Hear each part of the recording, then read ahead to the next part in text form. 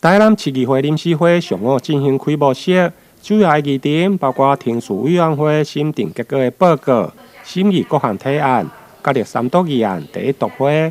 会议一开始，首先由立副市长叶铁山来介绍市府新任的官员。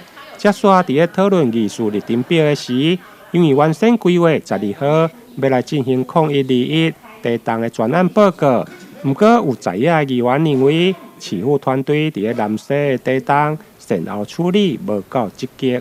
实际上，咱会当撒着偌济钱出来替南西解决问题。东山也有，结果咱到进改成咱讲的交百姓上的查足离谱，咱议长讲的一个会规简单的代志，多人要搞啊，无法度解决。难道这是咱们爱政府吗？关于未贴单，但是确实是受灾户，他们补助办法什么时候列出来？你能回答吗？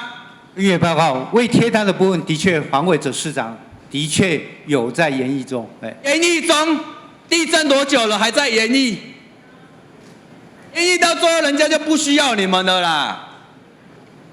所有的赈灾，所有都要人家慈善机构来帮忙。我们台南市要台南市政府干嘛？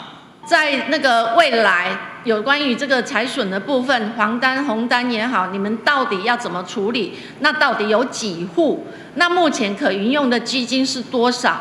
好，或者是说中央要挹注我们多少钱？这些要讲清楚，因为现在大家是担心的是善后的问题啦。好，那这个过程里面，台南市政府有一些疏失的，或是说像去地方做说明会，没有充分的派层级够的人去参加的话，这个我想市政府要检讨啦哈。议员左一期除了批评市府处理的态度无够积极以外，另外发现市长伫临时会过来请假，而且公文是10号才来送。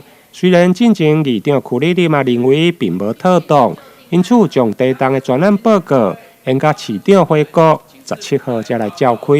咱今仔日开会，咱的黄市长也无到，我请问明仔载市长会到未？明仔载市长会到未？那未到，我延期吧。因为呢，地震的问题很重要，市长你要在啊，不是说推给副市长啊。好，所以我认为说这很不妥啊。说实话啦，哈，很不尊重议会。黄伟哲市长那时候有口头说的时候，我跟他说不妥啦，好，我跟他说不妥。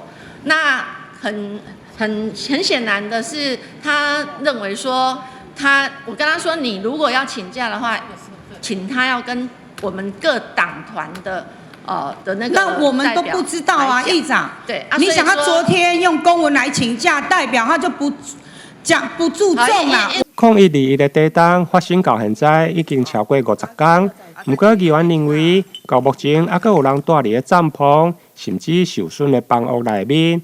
至于安倍端的补助，灾民到底当时怎样会得补助的金额统计，甚至无大单的受灾户补助方法，到时伫咧专案报告嘛将引起一番的讨论。台南新闻林根采访报道。